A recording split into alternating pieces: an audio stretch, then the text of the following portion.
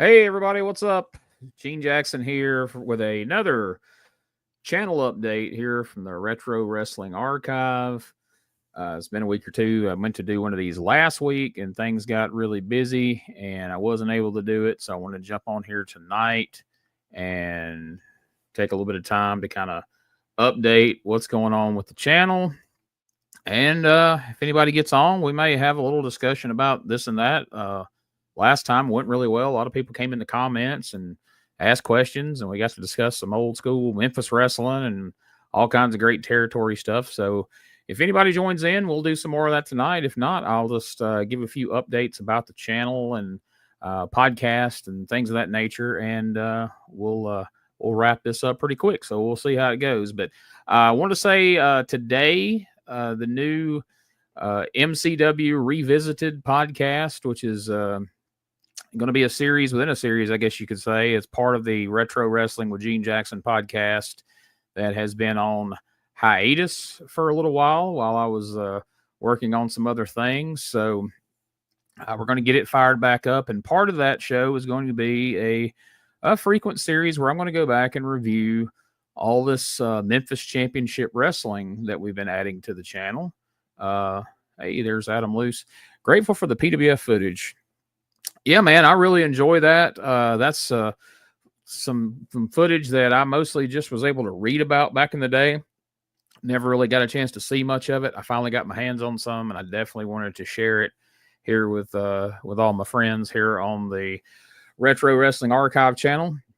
And I've gotten a lot of great feedback about it. So, Adam, I'm glad you're liking it. I've been certainly enjoying going back and getting to see it for, I was going to say reliving, but not really getting to see most of that for the first time. Like I say, I mostly just read about it in the after mags back in the day. So it's pretty wild to get to go back and see all this years later after reading about it and hearing about it. So good stuff. Yeah, if you're watching, yeah, jump in the comments, let me know what you're liking and what you want to see more of or less of or whatever. But yeah, that MCW Revisited, I came into all this Memphis Championship Wrestling footage and I was starting to watch it. And I'm like, hey, if I'm going to watch all this, I kind of like to talk about it. And, I like to go in and do some research on it. So I was going back and, reading observers and talking to people. So I was like, why not share that with the viewers of the channel? So, like I said, it's probably not going to be weekly, but just as frequently as I can record those and mix them in amongst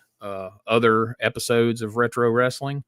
I'll be bringing those to you, and we're going to review. We're starting this first episode that dropped. It's the very first episode of Memphis Championship Wrestling from January 29th, 2000.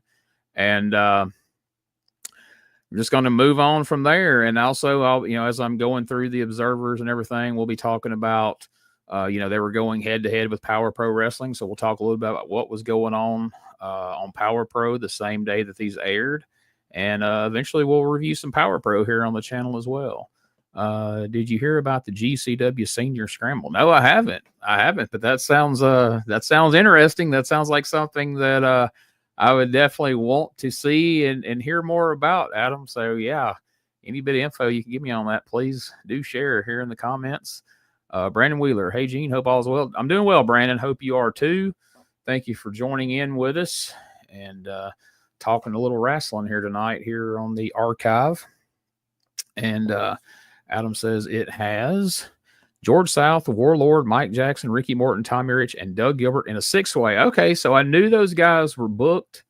Tommy and Doug, that is. I didn't know what they had in mind for them. So that sounds fun. I will definitely be checking that out. Like I said, I had found out a while back that Doug and Tommy were going to be booked on the show. Didn't know what was coming. So, yeah, man, that's that gang of guys right there. That should be great in a big 6-way there. So we'll definitely be Anxious to see how that plays out. It's on the spring break show. Yes. WrestleMania weekend, I suppose. Is that when that is, I believe? It's in Vegas, I think, the same weekend, or is this a different show? Is the spring break show different from the one in Vegas? I'm not sure. I'm not doing well at keeping up with current. Yes, okay, that's what I thought. Perfect. All right, well, that'll be fun to see how that plays out. Of course, Doug and Tommy staying busy, man. They got one and done coming up. Big show in Philly for Joel Goodhart, the big Joel Goodhart TWA reunion, and they're going to be in a tag team match up there. The Memphis Mafia taking on the franchise Shane Douglas and a mystery partner.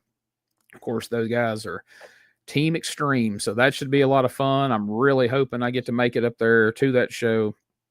That's the plan, but it's just going to be a matter of whether real life and job things get in the way, but we're trying to navigate that. Speaking of Doug and Tommy, hopefully we'll have some news to report real soon about the return of their show.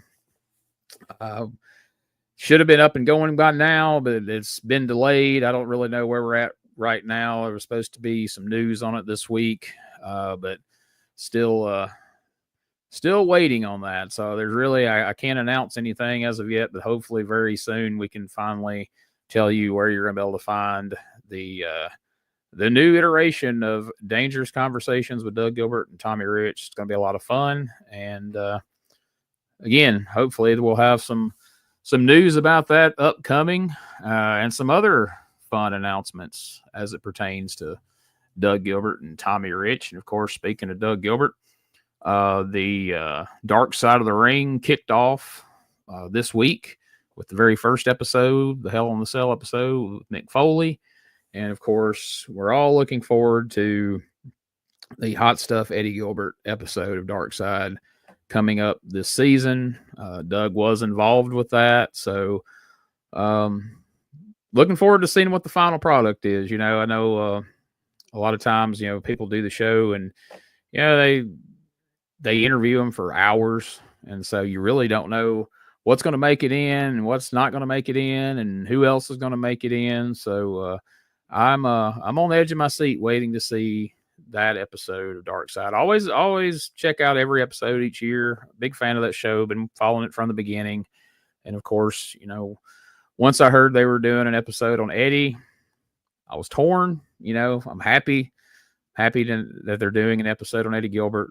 He needs more exposure to present day fans and people who maybe haven't had a chance to know more about him and his career. But then again, with the spin that those shows have on them sometimes, I don't know. I'm a little nervous, but we'll see how it plays out. It'll be coming up here in a few weeks. I know there's several episodes that are set to air ahead of it, so we still got a little ways to wait before that one comes along, but should be interesting. Definitely should be interesting. Of course, as far as the channel goes, I got more OVW coming. We've just about posted all of 2006. We're making our way through 2005. We've got a little bit of 2000 posted up.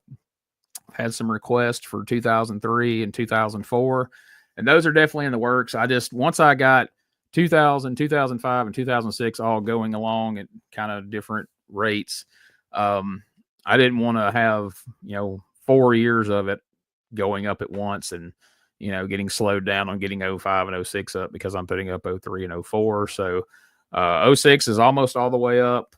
05 will be. I plan to have 05 and 06 all posted by the time we get through the weekend. Going to go ahead and finish out 2000, and then we're going to start working on posting 2003 and 2004. I've got some more AWA 88 coming up. Got some more Florida from 84, but some of it I don't know if I can post. I got to do some checking. I guess I've got to start. How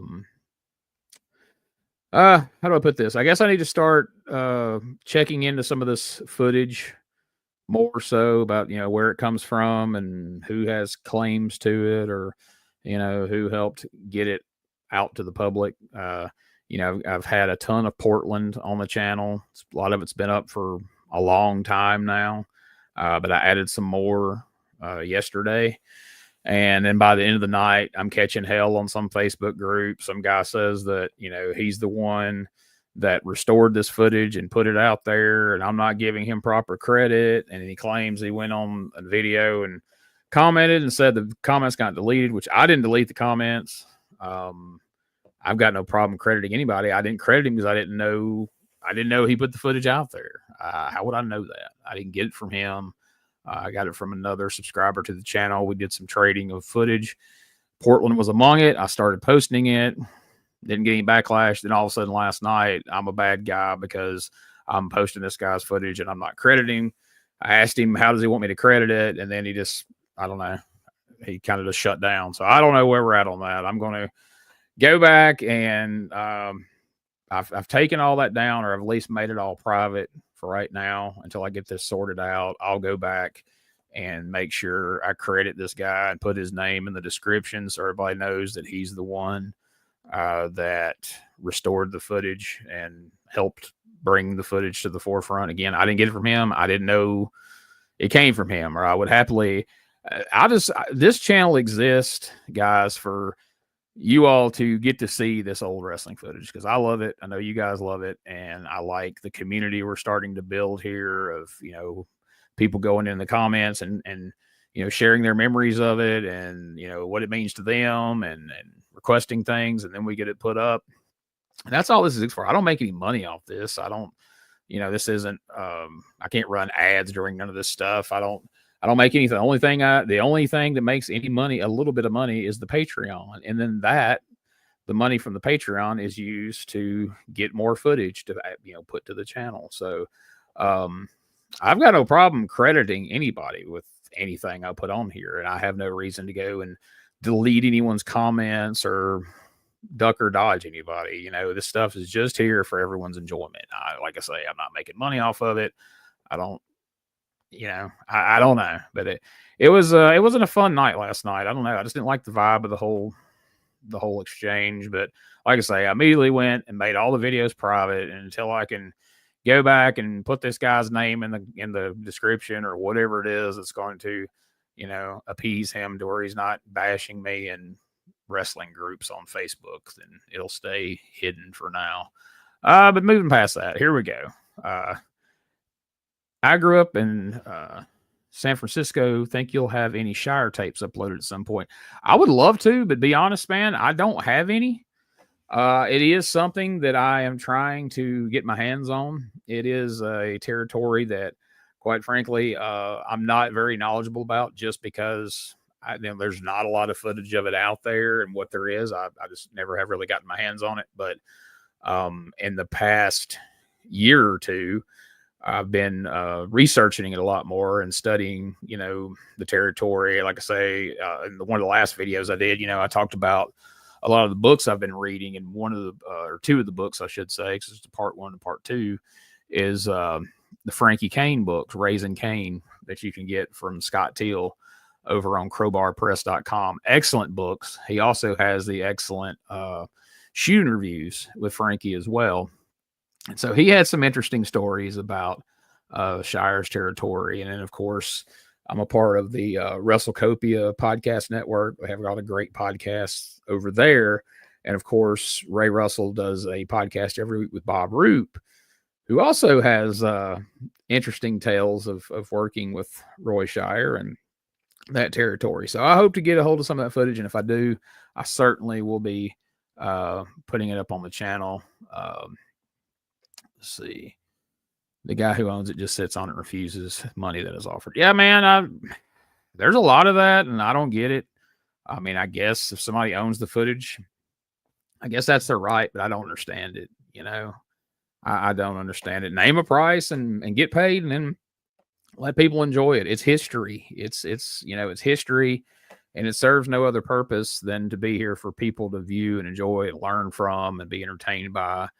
And why hoard it? What do you get from that? I don't get it, but yeah, man, there's quite a bit of footage that's that way. And then I don't get it. Let's go back here. I missed one. I jumped ahead. STJ. I don't know. I'm going to mess up. We're just going to go with formerly Eugene because I'm going to mess up the name there, but he says, if Eddie had lived, I'd imagine he'd have been looking or booking for WWE, AEW, or TNA. I think you're right there. I've always said that had Eddie lived, I felt that perhaps his time as a booker and a part of the creative process probably would have outshined his in-ring career, because Eddie was so far ahead of his time. If you go back and look at the booking he did get a chance to do and the angles that he had input on, it was very much ahead of its time, and it was very much indicative of things that became, I talked about last time reading the Crazy Like a Fox book about Brian Pillman.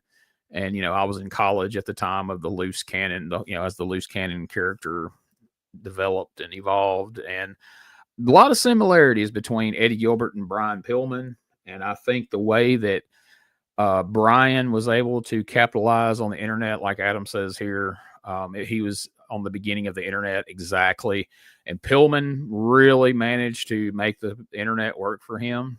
And I think Eddie would definitely have continued down that road. A lot of people say that, he was in groups online, getting feedback from fans and seeing what they liked and didn't like and seeing what people were talking about. And he utilized that to his advantage. And so I think he would have continued to do that. I think he would have been, if things hadn't went the way they had with, ECW and Paul Heyman, I think he could have had a big hand in that and helped Paul Heyman with that, become perhaps bigger than even what it was. But I definitely think he would have ended up booking, in either the WWE or WCW or later TNA, definitely, without a doubt. And yes, he would definitely have a podcast. That's one of the ironic things. Me and Doug talked about that when me and Doug started his podcast before Tommy Rich joined us. I was like, man, it's ironic you got a podcast now, because there was a time Doug would have told you he would have never done something like that. But I was like, dude, I said, your brother would have been one of the first guys with a podcast before Bruce Pritchard and before Jim Cornette and probably even before Colt Cabana. Eddie Gilbert would have been at the forefront of pro wrestling podcasting. I absolutely agree with that 110%.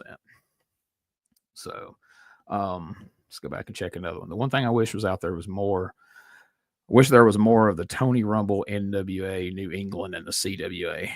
Yeah, that's another kind of like the PWF, another area that I read a lot about in the magazines in my younger years and teenage years. But even to this day, with all my tape trading and footage that I've gotten over the years and put online, I still haven't seen a lot of the Tony Rumble, New England area. A lot of that I haven't, and I would be interested in seeing it. I did finally get my hands on some of that stuff when I started seeking out ICW and IWCCW when I was looking for the Lethal Weapons, Doug's tag team with Dennis Condrey.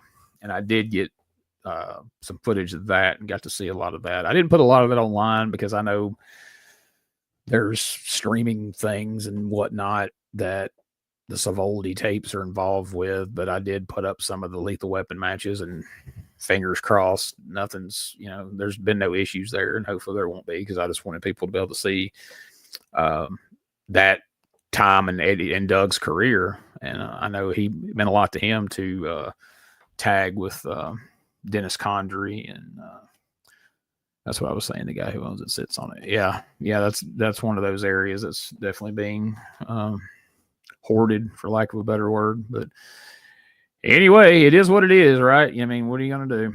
So, but yeah, so more OVW coming. Perhaps some more Florida. Like I said, I've got to do some checking and make sure that's not going to cause me a problem. Like I say, I may have to start vetting some of this footage a little bit more before I throw it online and make sure that someone doesn't have some claim to it. I know the guy doesn't own it. So, I've seen people in that Facebook group where he was dogging me, and it was like, oh, you should put a copyright strike. I'm like, he don't own the shit to give me a copyright strike. You know, I mean, I'll be nice and put it private and credit him for the work he's done to help restore it or get a hold of the footage to start with. That I have no problem with that. But I mean, the dude doesn't own it. I mean, if I wanted to be and that's what rubbed me the wrong way, because he acted like I was being a dick by putting it up. Like, well, no, guy, I didn't know to credit you because I didn't know you had anything to do with this. And now that I know, I'm more than happy. I told him, I was like, I'm more than happy to credit you however you want me to. Tell me what you want. Do you want a link? Do you want your name on there? What do you want me to put? And then, when I asked that, he started in about, well, I tried to comment, you deleted it, just really wouldn't talk about it. And at that point, I'm like, well, look, dude, I'm not trying to be a jerk. If I was a jerk, I could just ignore you, and I didn't have to come in this group and try to discuss it with you. I could just post the shit, and there really ain't nothing you can do about it. You don't own it. I'm trying to do the right thing here. So I guess, moving forward, I'll try to do a little more due diligence and make sure, somebody doesn't have some kind of claim to it, or, aren't responsible for making it public. And if they need credited, I'll credit them, because I don't need, I don't need to get dragged through the mud in these damn Facebook groups and, people coming on here and, trying to get me copyright strikes and shit like that. So, there are people that don't own stuff that sell it and show it. Yeah. And I mean, that's the thing. Like, I'm not trying to profit off any of this. I'm not selling it. I'm not trying to make any money. I'm just putting it out here. We're growing a pretty good following of people, that enjoy this stuff. So I'm just trying to put it out here for people to enjoy. I'm not selling it. I'm not, the only thing I make any little bitty bit of money on is through Patreon, and then I take that money and I turn around and buy more footage. And you can see that by a lot of the stuff I've been adding lately. Saw an interview with Dutch Mantel, and he said that nobody knows who owns the Memphis tapes, and because of all the ownership turmoil over the years. Yeah, all that USW, the changing of ownership, when Lawler and Jarrett sold it to Larry Burton and his partner, and then they all sued each other, and it turned into a big pile-on coming out of that. I don't think anybody knows exactly who owns that stuff. I had somebody, I guess this channel is one of the bigger collections of Memphis now that we've added. We got all this CWA, and we got a lot of the Corey Macklin stuff, and we've added all this MCW. We're one of the bigger channels that has the most Memphis in one place. And I've even had a couple people reach out to me lately and asked me permission to use Memphis footage, like for TV. And I'm like, dude, I don't own this stuff. I have a lot of it on my channel, but I mean, I don't have any claim to it. I don't claim to have any claim to it. I just put it here for everybody to watch and enjoy, and to do these podcasts doing reviews of them, like the Retro Wrestling podcast and the USWA podcast, and now this MCW podcast. So, who knows? Somebody may at some point come back and try to claim it all. But as of right now, there's no real owner of any of this Memphis stuff. Now, there is a channel called the 70s channel or something that sold a bunch of this stuff on DVD, the Memphis stuff on DVD, that got one of my videos pulled because they claimed to own footage of a Bill Dundee versus Jerry Lawler match from like 83. And I started to fight it, and I was like, whatever, just let it be. But they don't own that shit. Nobody does. But somehow they've convinced somebody at YouTube that they have ownership of it. And certain matches that they've laid claim to, if you put it on your channel and they go make a claim, they will hit you with an actual copyright strike and pull it down. And I've got like one strike because of that. Of all the things, it could be, it's an old Memphis match from 83, which is, I don't know, that's funny. I love the USWA Dallas stuff. I'm lukewarm on the USWA Dallas stuff. There's some fun matches mixed into it that I enjoy. There's some Eddie Gilbert matches from Dallas that I like, and some Nightmare Danny Davis stuff, and there's Hill Jerry Lawler stuff. But all in all, I didn't love the presentation of the USWA Dallas stuff as much as, I like the Memphis. And I probably like some of the global stuff better than I like the Dallas USWA stuff, but that's just personal preference. But it's hit or miss for me. A lot of the squash matches from the USWA Dallas stuff's just long, drawn out squash matches. You know what I mean? Like, there's no reason for some of the matches that go 15, 20, and 25 minutes to go that long, other than this, we're trying to fill time on this show, and this is what we're doing it with. So that gets a little, that gets a little rough when you sit and try to watch those compared to other things. But I get it. A lot of that's, it's all nostalgia. It's what you grew up on and how you remember it. There's things that I love because I remember it from when I was a kid, and other people are like, man, that sucks. How can you be a fan of that? So it's to each their own, but that's what this channel's here for. And that's why we've got such a variety of things. I had some people that like messaged me when I first started putting the OVW stuff up, and they're like, hey man, I thought this was like a retro channel. That's, I like the 80s and the 70s. And I'm like, all right, well, watch that. But, that OVW stuff's 20 years old, most of it. It's pretty darn retro, you know what I mean? Like, it's not like it's current. So let's see. Check your Sunview. Just jumped in the live. Have you tried putting something in the video description to the effect of, I do not own the rights to this footage, but it is for educational use only? I haven't. I don't know if that's helpful or not. I've seen people do that. I don't know if it protects you in any way, if they come after you for anything, as far as, copyright strikes or people upset because they didn't get credit for footage that they helped find or transfer or whatever they did. I don't know, but it may be worth adding that into these videos. I don't know if I can go back and add it to all the ones I've got. There's like 2,600 videos on here at this point. But I may start in the future, Sunview, adding that just in case it helps, or at least to make it very clear, that these are just here for everyone's enjoyment. They're not, commercially, I have no intention of ever trying to make this channel a money making scheme. When I watch these old wrestling TV shows, I fast forward the squashes and just watch the promos, angles, and competitive matches. So true to the time, much like a lot of people did back then. That's speaking of that, a lot of people have asked me, hey man, why don't you go back and cut the commercials out of these shows? And at one point I was doing that on a lot of them, but then I knew, for me personally, the fact that yes, I enjoy the wrestling, but then again, we've talked about it here on some of these live videos. A lot of it is about the nostalgia and the memories it brings and all that. And a lot of that's tied to the commercials. A lot of times, I get, a warm and fuzzy feeling from some of these commercials just as much or more than I do some of the matches. And so that's why I started leaving them in. And then I've had people, I had people in the comments, and I've had people message me, oh man, thanks for leaving those in. I remember that from when I was a child. So that's why the commercials stay in, is, it gives it more of an authentic feel, and, you can fast forward through them if you don't like them. But you can't make them appear if you do like them. So we leave them in there where they are. And if you don't like them, you can buzz past them. But for a lot of people, that's part of the hook. It's part of what they enjoy, is, not just remembering the show, but the commercials that are tied to it. So so the old commercials are fun. I agree. I 100% agree.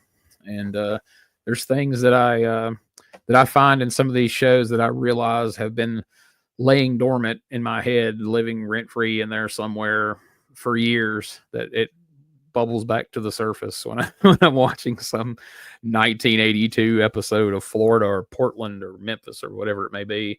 And I see some commercial that I haven't, seen since I was 4 years old or 6 years old or something. So it's all part of the fun. I agree. So,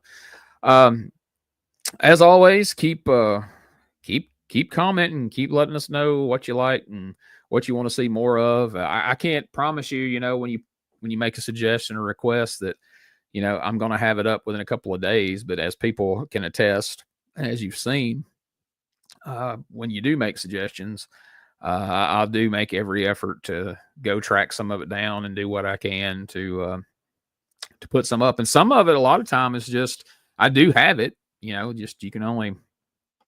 I work a full time job and I do 3 or 4 podcasts, and I got a lot of stuff going on, so I can only uh, dedicate so much time to the channel. So a lot of times it's stuff I do have, I just haven't gotten to it yet. So a lot of times I'll skip ahead and just like I started doing like 2000 OVW, and then somebody's like, hey, have you got this one from 2006? So I started posting those. And then somebody said, well, what about 2005? So I started posting those. And then I thought, well, let's get through 05 and 06 before we jump to like 03, 04. I've also got some Deep South from around that era. I don't know if anybody be interested in that, but it's all still on DVD. I still would have to convert that. But if there's any interest, I may start in a few weeks or a couple of months, start converting some of that and putting that on the channel as well. So since we're not really seeing any issues with posting the OVW, I can't imagine we'd have any issues with Deep South. But then again, I don't know. Nick Patrick's running a Deep South would now in Georgia. He would come after us. Who knows? So we'll play that one by ear. But again, if you have anything that you're on the lookout for, just like mentioning earlier about like the Shire promotion, throw it out there. It may be something I have and I just haven't transferred over yet. It may be something I'm looking for, and I can kind of ramp up my efforts when I know that other people are interested in it. But like they say, it doesn't hurt to ask. So please feel free. Anything, any suggestions, questions, comments you've got, by all means, please post them in the comments, or you can email them to me at where's it at here?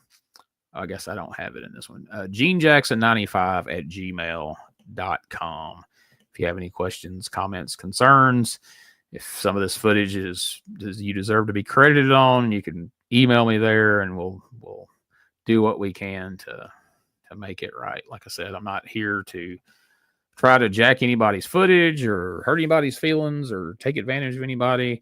I'm just here to provide old school wrestling that we all love and enjoy, and try to share as much of it as I can, and then go back and do these podcasts and talk about it in depth, because I enjoy researching this stuff. I enjoy going back and finding out the hows and the whys behind everything, and then talking about it. So I hope everybody enjoys this MCW series that we're going to be doing.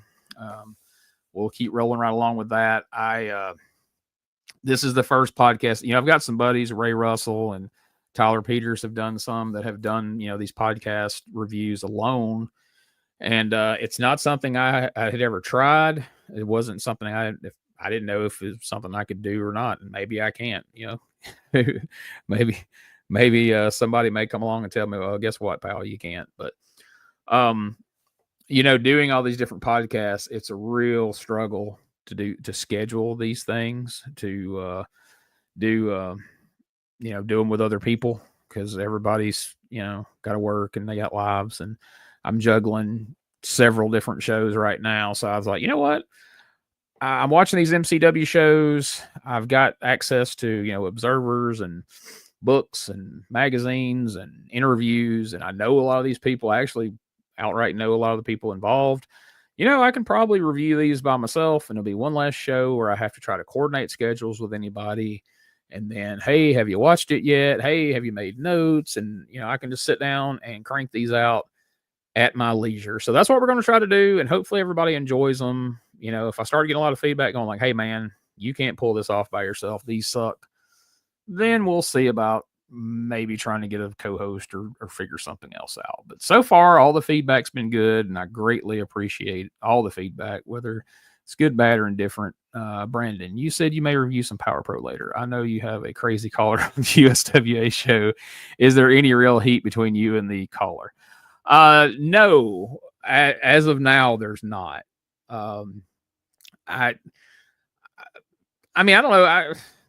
I don't know that we're friends necessarily. I mean, we've always gotten along. He's done He's done my podcast a lot over the years. In fact, when he went AWOL from the wrestling business after Power Pro shut down, the very first wrestling related thing he ever did, the very first podcast he ever did was Cheap Heat Radio with Gene Jackson. You know, he did my show before the Hall of Fame last year. He did Doug's show. We get along fine. I don't know if he's seen any of these USWA episodes we've done. I don't know if he's heard about this caller that's calling in, doing an impression of him, and how he feels about that. I know he can be kind of heated, so he might not would be a fan of me after that. Hopefully not. I like him. We get along. We've always gotten along just fine, and it's all in fun. That show is, it's. I used to do comedy. Richard does comedy. Josh is a funny guy. So we knew when we started doing that show, based on what P3 Radio is, that it was going to be half, serious review show, because we're three guys that do love USWA wrestling and know something about it. But it's also going to be fun, because let's face it, no matter how much you love old Memphis wrestling, and we all do, I mean, some of it lends itself to that. Some of it you can't do nothing but just make fun of it. Some of the shit's just silly. I'm sorry, it just is. It doesn't mean we're diminishing the overall, memory of Memphis, any of the Memphis wrestling, but just some of the stuff they did was just ridiculous. So we have fun with the stuff that we can have fun with, and we put over the stuff that's serious and needs to be serious. And so, that character, that caller, as you put it, Brandon, as we always refer to him, because we don't ever want to just define him by name and defame anybody. It's all in fun, and I hope if he does ever hear it, he doesn't take offense to it. And if he told me he didn't like it, or whatever, and if we want us to stop, we would stop. But it's like I say, it's all in fun. I enjoyed Power Pro. I knew a lot of the guys that were working in Power Pro at the time. I was wrestling at the time. And so, I would like to review some of those shows. I'm actually in the process. I've got a vast majority of Power Pro, and what I don't have, I'm currently filling in the gaps. And a matter of fact, as I'm recording this, a guy just messaged me about getting me the rest of the Power Pro that I don't have. So I have all of it, but I know Randy sells it on DVD and everything, and so I'm not going to go throwing that up on the channel. So that might make it difficult to do. That's why we went with MCW weekly reviews and not Power Pro for right now. One, Randy just, he's been reviewing Power Pro on his own show, and rightfully so. It's his baby, and he's been reviewing that now for a few years. And I think just completed it, if I understand correctly. And so, we got all this MCW footage. I was like, you know what? We'll do the reviews. I'll review MCW. I'll talk about what was going on Power Pro at the time. And then when we get a little distance between, when Randy was doing his show, and once we get through a lot of the MCW, then I may start eventually doing some Power Pro reviews. Because like I say, I know a lot of those guys. I'm still buddies with a lot of those guys. I definitely could have some guys on and give a lot of insight. And I know Randy did. I mean, who's going to have more insight on Power Pro than Randy? It was his show. But at the same time, Randy's going to see it from his perspective, and sometimes it's hard to see things, from an objective standpoint, if it's your show. I mean, he's pretty objective about it. He's pretty fair in his assessment of it. I love his book. I've read it 2 or 3 times at different times, studying it for different shows I'm doing and whatnot. So, I mean, he's honest. I'm not saying he doesn't have a objective point of view of Power Pro, but I'm just saying, I feel like if we do a review, whether it's just me or me and some of my friends, and then we bring guys on, Alan and Derek and different people that I'm friends with at different times, I think it would be a different perspective than what, has been presented on Randy's show. But again, we'll wait a while. And again, I don't know that I would ever be comfortable posting all those on YouTube, because I don't know how he would feel about that. And it is his footage. So I'm not, like I said, I meant what I said earlier. I'm not trying to take advantage of anybody's, use something that they don't want used if they do own it. And Randy owns that. So, I love the show. The impressions are phenomenal, especially your Corey impression. Surely he would find humor in it. I would hope so. At the time that Corey's Memphis Wrestling was going on, I was working with BT. He had a website at the time, Wrestling Riot Online, and we did a lot of wrote a lot of reviews for Memphis Wrestling, and he was not fans of us at that time. So I don't know, but maybe by now he would have a sense of humor. I'd like to think so. None of the jokes or my impression of Corey come from a bad place. I like Corey. I respected him. You say that about losing, objectivity or perspective. It's pretty wild to go back and watch like his show, the Rhythm and Bruise show. Like Sunview saying here, did you know Memphis Championship Wrestling episodes were being aired in the UK in the early to mid thousands? I do, and here's what's ironic: most of what I have, both what's on the channel currently and what will be going on the channel later, a lot of what I have of that Memphis Championship Wrestling, I got through tape trading from a tape trader in the UK who recorded it off the Fight Network. So there I am living in Alabama in not close proximity, but relatively close proximity to Memphis. And most of my footage comes from that Fight Network footage from the UK. So I always thought that was kind of funny and odd.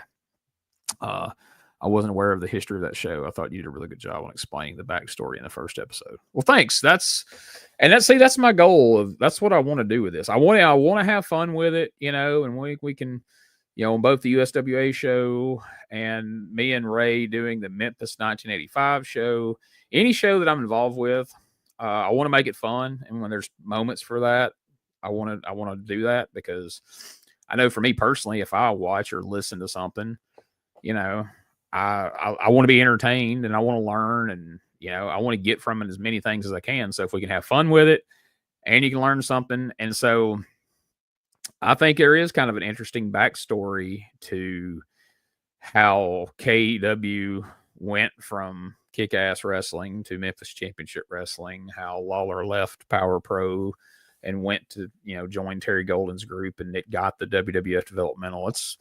That's an interesting story. So that's part of why I wanted to do that show, because the shows will be entertaining to watch. They'll be fun to review. And there's a lot of backstory going on to talk about to fill those episodes, as far as the war, so to speak, that was going on at the time between Power Pro and MCW. So it gives you a lot to talk about, and not everyone, and that's something I used to be guilty of, Brandon, is if I knew something, because I would go out of my way, always to try to learn about, stuff. And I knew a lot of the people involved in that particular feud.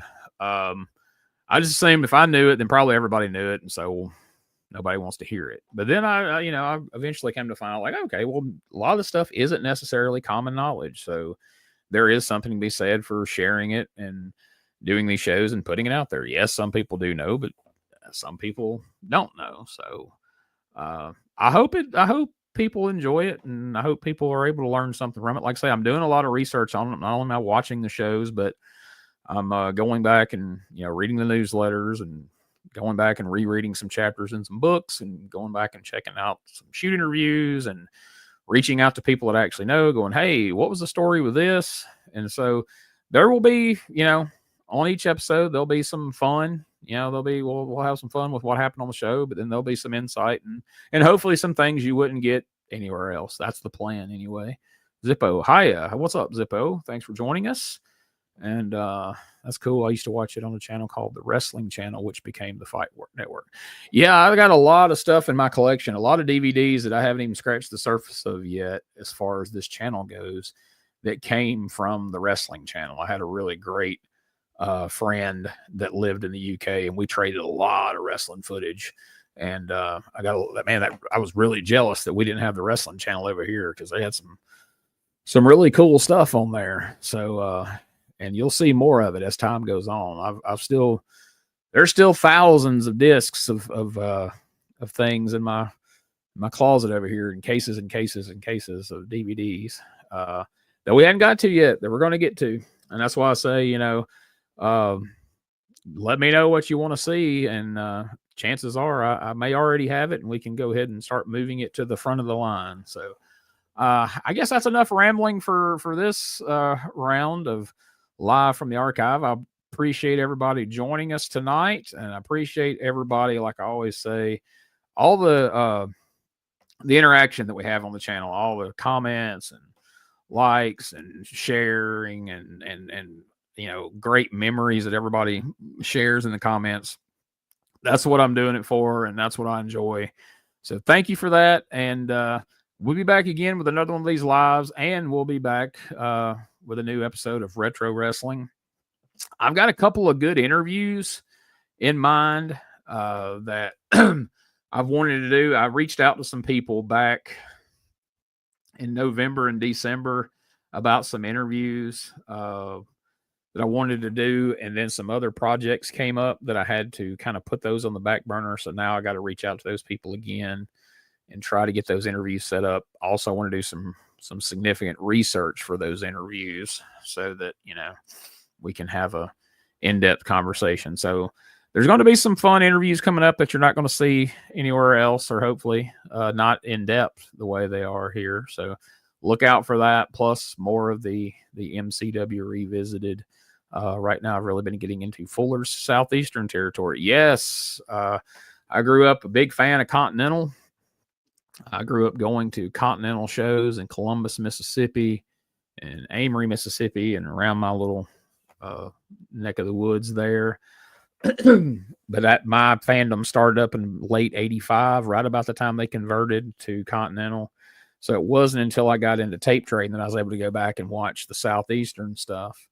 So I've got a decent amount of Southeastern and Continental, but Ron Fuller's monetizing that with his streaming service and different things. And I've been told that at different times he's had people coming after people on YouTube trying to get his footage taken down. I know there's a lot of it on there.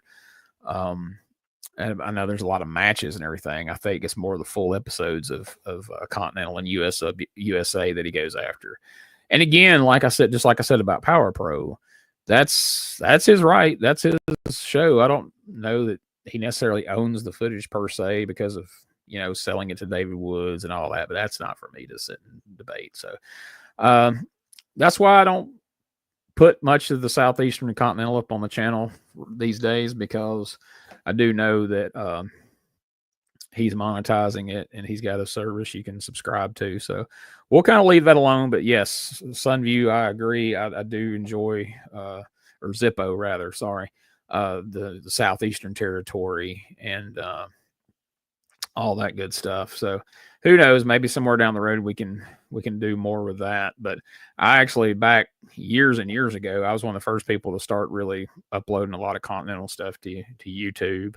And I helped get a big 50 disc set of Continental going around amongst the tape traders and eBay and things like that. And then Bo James built upon that, and he had a lot of his own footage, and now he's kind of filled in all the gaps apparently in recent years. So I look forward to seeing what all Bo has added to that, things that I haven't seen since it originally aired back in the day. So all right, well, I'm gonna get out of here. Thank you all for joining us, and we'll be back again hopefully one night next week. I'm gonna try to do these weekly, but if not, every other week at the very least. So we'll catch you next week, and keep enjoying the channel and spreading the word. We get new subscribers all the time, and that's really cool. Thanks.